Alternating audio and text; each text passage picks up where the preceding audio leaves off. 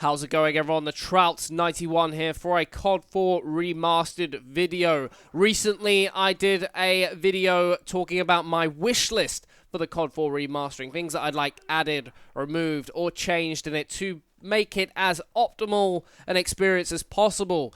And you guys weighed in on your thoughts on not only my wish list, but things that you would like to see put into the next game, and I thought I would take them forward and put them in this video. And for those of you who maybe didn't read all the comments or might want to hear a few more ideas, we could throw up a discussion into this one. So, going through the community wish list of things that I've seen of recent, not only on the video but also from people I've asked on Twitter. First one is probably one of the massive things that people have been talking about, is stacking streaks. Now, there's a lot of hot debate on what you should be doing here. I think the general consensus is that people feel like you should be able to stack your kill streaks. Now, what I'm saying about that is, in COD 4, you couldn't stack your kill streak. So once you got one kill streak, if you overlapped it with the next kill streak, so let's say, for example, you got an airstrike and then you went on to get 2 kills without that airstrike being used, you would go to the helicopter and you could not use your airstrike afterwards. People are saying that you should be able to stack them continuously. There's also the debate whether that you should have your kill streak stack in the sense of a kill streak itself. So, for example, on COD 4, if you got a helicopter and you died and you used it on your next life or your airstrike, those would contribute to your next kill streak to get you another helicopter in. World at War, it's slightly different. If you got the dogs and you called them in and then died, your next streak would continue over for that one. And then, obviously, in other ones, they would, like Black Ops series, they wouldn't mean as much going towards your kill streak. You'd have games where kill streaks wouldn't actually count to the streak overall. So there's a lot of debate whether they should not only just stack or whether they should account for the streak entirely. I feel like for the kill streak itself, it should count towards it. Not any next life ones, though. I feel like that's a bit overkill, and I don't feel like they should stack. And I will tell you why they shouldn't stack, is because the airspace in this game is so limited already. Once there's one helicopter in the air, that's it. No more kill streaks can be called out, as well as airstrikes. Now, if you think about someone who really dominates the game, if they're getting streaks after streaks and stacking them up, the airspace is going to be completely flooded. Not just that being a bad thing, the fact that it's flooded all the time, but those who do get those occasional kill streaks aren't really going to have as much opportunity to call them in. It's just going to be a contest of who can spam the button to call in your kill streaks at the end of the day, because people just aren't going to have that opportunity to get them in. So I don't think they should overlap in that sense. I don't think they should stack towards your kill streaks themselves either. I think that would kind of detriment that would almost put too much emphasis on kill streak play rather than playing the game for using your guns and stuff like that.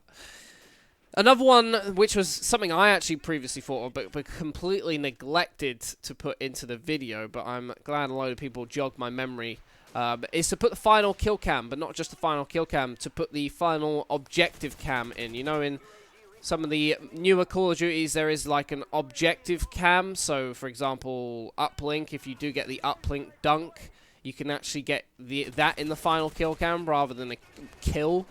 So it's almost like a final action cam, if that makes sense, to the game, which I think would be a nice addition. It's always great. I mean, on stream the other day, I hit a no-scope through the wall on Countdown. So, you know, there's little bunkers. I hit one through the bunker.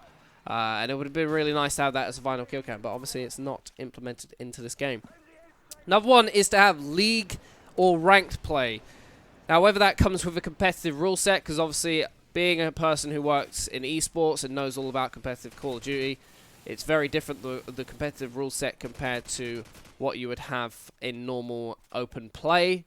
A lot of it's fairly similar. Some of it's changed slightly. There are certain perks that aren't allowed, and certain attachments and stuff like that.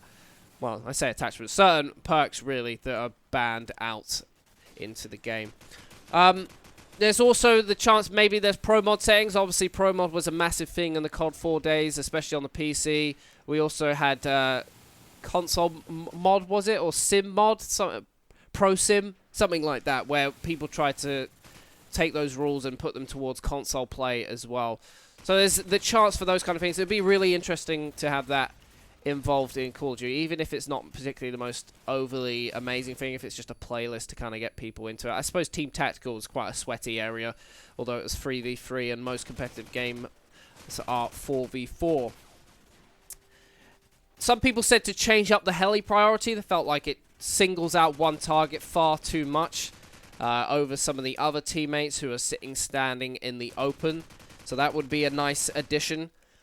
I think there was also, this is mainly my fault, but possibly the concept of new streaks. And when I say new streaks, I don't mean additional streaks in other areas. I mean, like, you could swap out between a UAV or maybe a counter UAV, because there is a lot of UAV spam in COD4. I feel like it's a good thing, but also a bad thing for those who are looking for gameplays. Maybe you swap out the airstrike for like an artillery or a mortar strike, something, or a predator missile, something along those similar lines. Or you get to the helicopter, and instead of a helicopter, you get dogs like you would in World at War. So it's not necessarily adding in streaks that are going to completely ruin a game. It's more changing what is already there so that they suit certain maps. For example, on a map like Overgrown, the helicopter's great. But on a map like Vacant, it's rubbish. So maybe you could use a kill streak like the dogs, which are actually going to get inside the building and be able to take out certain people. Just an idea, throwing it out there. And a lot of people said to address the grenades, whether that's a case of reducing the throwing distance, reducing the damage they do, or the explosive range.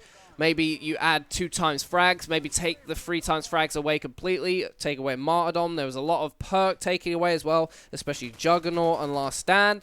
That was also something up for debate. I feel like just nerfing the grenades would improve the game dramatically. I don't see them changing too much in terms of perks or taking them away. Some people were saying co-op online for console, obviously, being able to play from the same console in multiplayer using a guest account would be great for those who want to play with their friends. A lot of people said to keep bounces and glitches. Obviously, it's nice to be able to pull off a 360 bounce on off the spawn on Bog or something like that. Is always lovely to see. A lot of people also said lobby leaderboards being thrown in there, which I think is a great idea, being able to compare yourself to who's in the lobby. Although that kind of rewards a sort of skill-based matchmaking system, which I don't know how people feel about that. Changing the map vetoes to the more newer ones, so you get the choice between 2 maps, or you can vote for a random one, which I think is a great shout as well. Obviously, if you vote for a map and you end up with something even worse, it's not really the highlight of your week. People were saying just to have more stats in general, so your favorite weapons, more in-depth knowledge about your accuracy, your heat maps for the actual maps themselves, things like that. That would be great.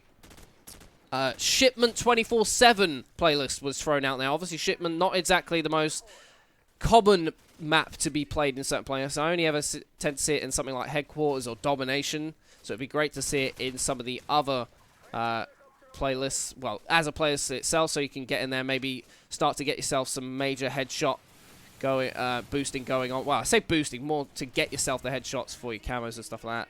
Host migration, which is a massive thing. Some people are saying long-term challenges to keep you playing the game, and swap out eavesdrop for a different perk, maybe quick draw already up. It's a shame that perk isn't really going to play too much into this this new game, because no one really uses game chat anymore, but I remember using it in Search and Destroy back in the day. It was fantastic to work with. Anyway, I hope you've enjoyed the video. Do make sure you leave any comments about anything that might not have been mentioned that you'd love to see brought into this game or changed or removed.